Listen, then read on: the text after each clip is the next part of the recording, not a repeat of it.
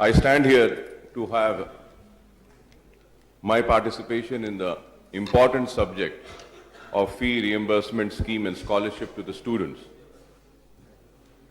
Madam, when we discuss about this topic and this issue of fee reimbursement and scholarship for the students, there are two aspects which we need to discuss on this issue.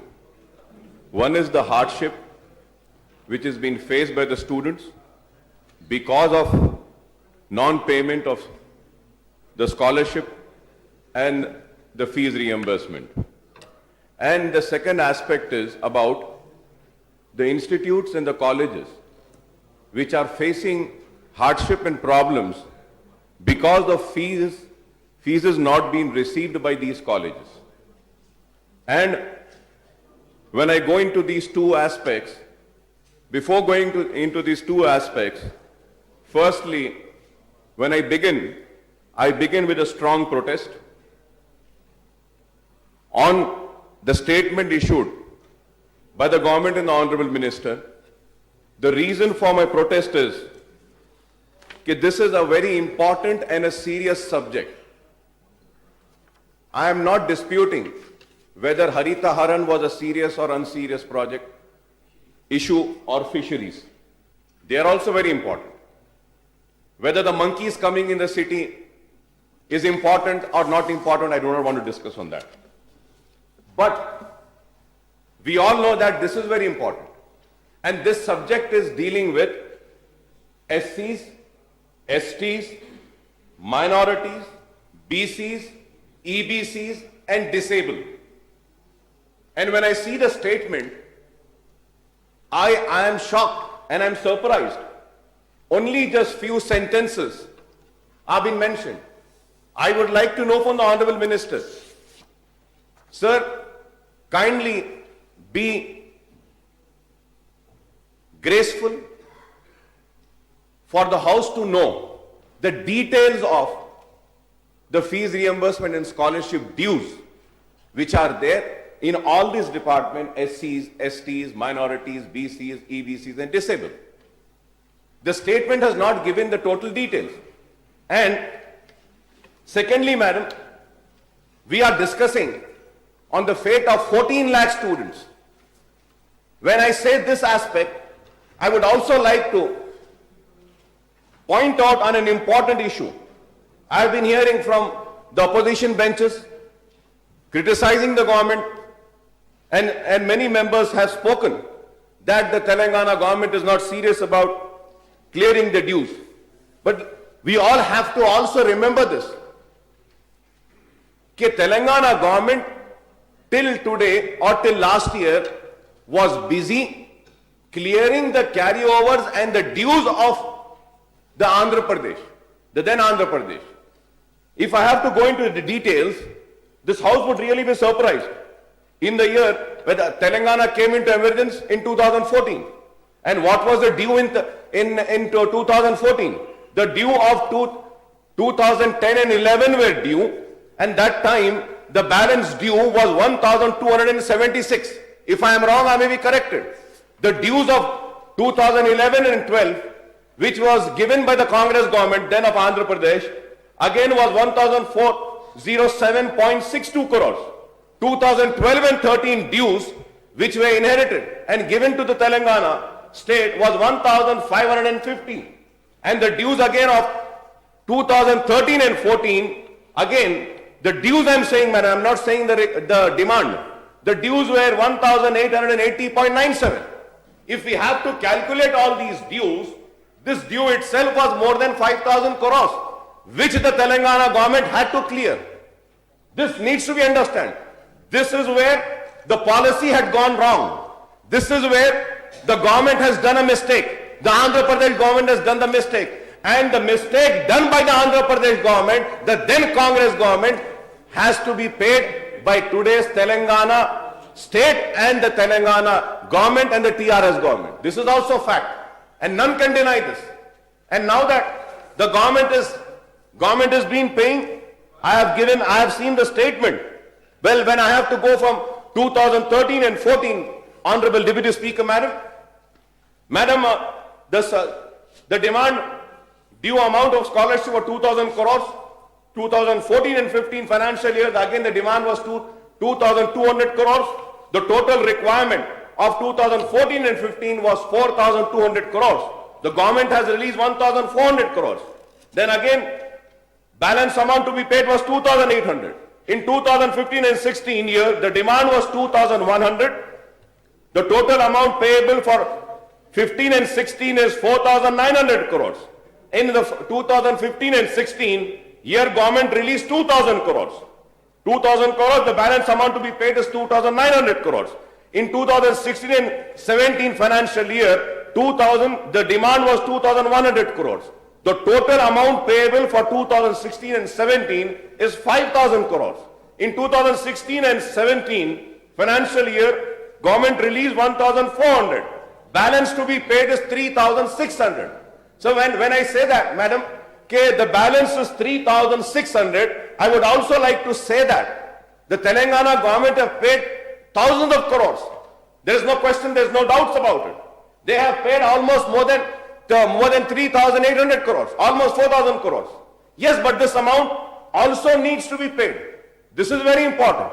When we talk about and criticize the government, we also need to understand that if the government wants to do anything, first they will have to clear the old dues which have been inherited to the state, which has been inherited to this government because of the mismanagement of the then government of Andhra Pradesh. And that was the Congress government.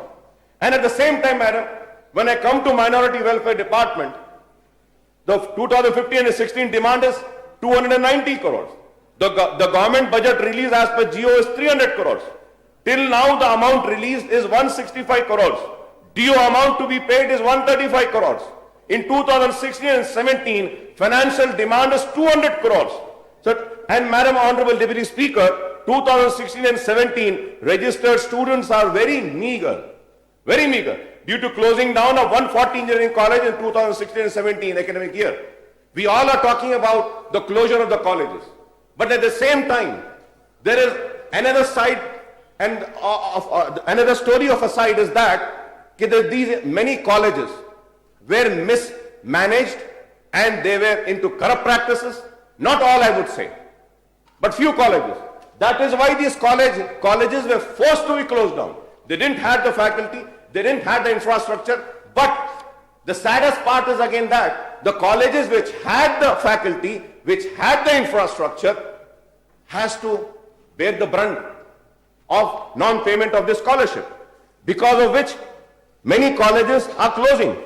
Madam Honorable Speaker, Madam, to go further ahead, from these details, it is apparent that in 2013 and 14, rupees 2,167 crores were disbursed to 14,44,000 students towards MTF and RTF.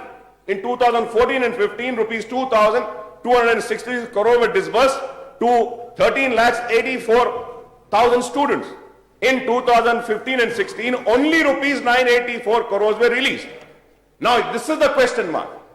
My request and the demand to the Honorable Chief Minister Saab is that you have been generous, you have been kind enough of releasing once 2,167 crores, then again you were generous in releasing 2,266 crores. Why now only 984 crores is the question mark? Because I would like to recall and remember, in this August 1000 the budget session, Honorable Chief Minister Saab had come on record and given assurance, given assurance to this August House, saying that RTF would be cleared in the same year. Honorable Chief Minister Saab also said that in MTF, quarterly we are going to clear this. But as of for now, we require almost 5,000 crores to clear the carryover of last year's and for this present year.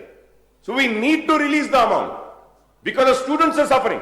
And it's a very important subject, madam. In the current financial year 2016 and 17, about 12,97,000 applications are received, but not a single rupee has been released as the verification application is going on.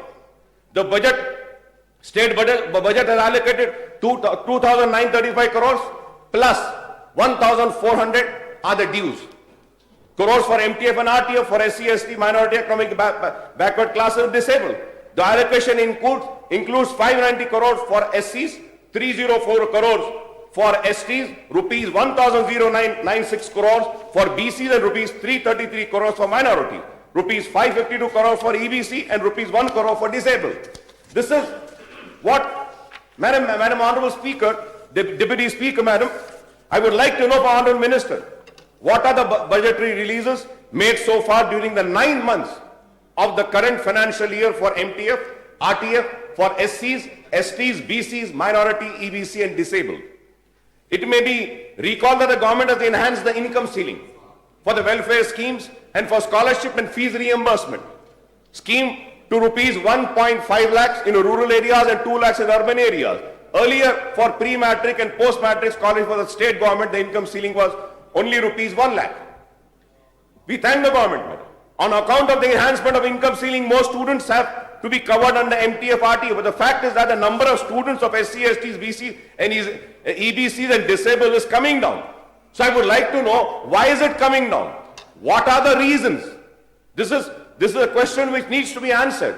And at the same time, madam, except for degree colleges, the number of professional colleges is coming down, including engineering, MBA, MCA, BA, law, pharmacy, medicine, MTech and pharmacy. Even the number of junior colleges have come down. Why the number of junior colleges are coming down? I can understand. Engineering colleges, yes, a task force and a committee was constituted to look into the deficiencies of the college. Fine, it is good. But why is it that the junior colleges are coming down? This is a question. Not only the junior colleges are coming down, the schools are also coming down.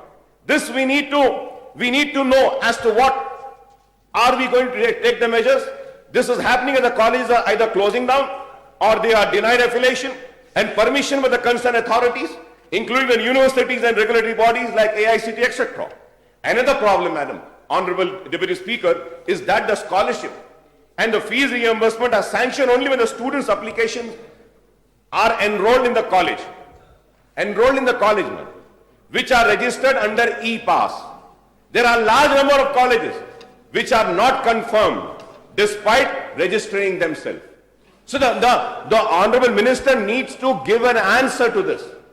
Why are they not? Why are they not registered in spite of getting enrolled? When they are enrolled, what is happening, Honorable Madam Deputy Speaker, is that as a student, for example, I take an admission in one college thinking that, and I am economically backward, or I am an SC student or BC or disabled. Giving an example, they go take an admission in one college. That college enrolls, but he is not registered in e-pass. And that poor student is suffering over there. Who's going to pay the fees? Why after enrollment they are not registering the colleges? There are a large number of colleges which are not confirmed despite registering themselves. I would like to know what are the norms? What are the norms? I would like to know what are the norms for putting the names of colleges under e-pass for the award of scholarship and fees reimbursement to the students enrolled in it. Madam, when I go to minority students, madam, it is a very important. Post-matric scholarship was introduced in minorities in 1997 and 98. I would like to say, madam, and come on record and say that every political leader or every leader, feels and takes a pride in any issue which he has been successful in his political career to achieve. And I would say that the achievement of my political career is that I was successful in getting the fees reimbursement and scholarship for the minority student by Dr. late Y.S. Rajshekar Reddy. He was generous enough. He had given the Muslim students also the scholarship, fees reimbursement. It is a very big achievement of me and my party, I would say. That has been continued till now. Because of that, many students are going for higher studies. They are educating themselves. But madam, when an order was given, minority students would be treated on par with SCs and STs. The question arises is that only BCE minority students are treated on SC and on par with SCs and STs. Why not all the minority students?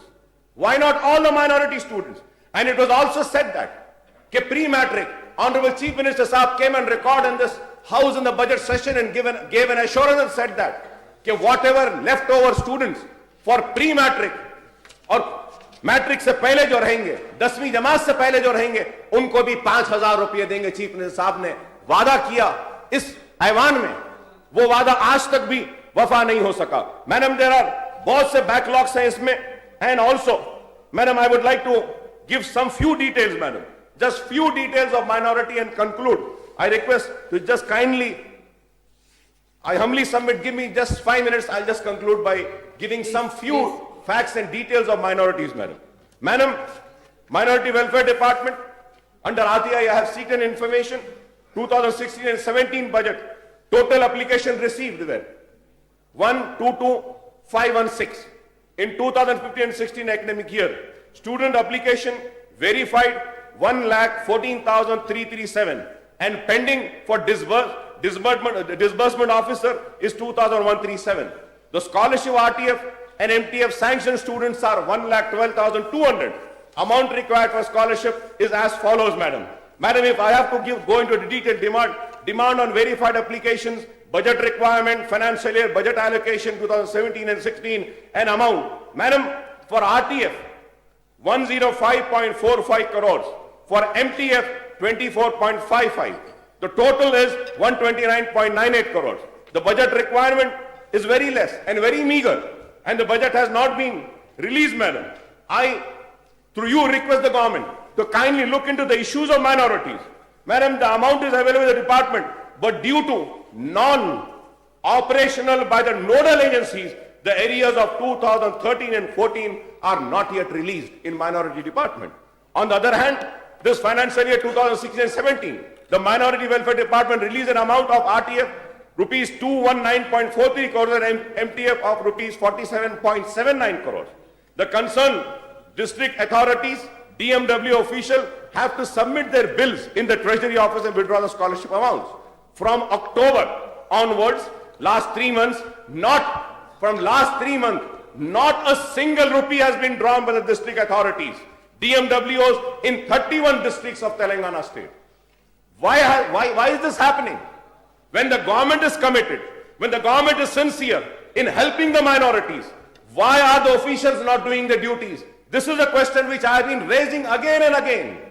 Because the inefficiency of the officials, the remark is coming on the government.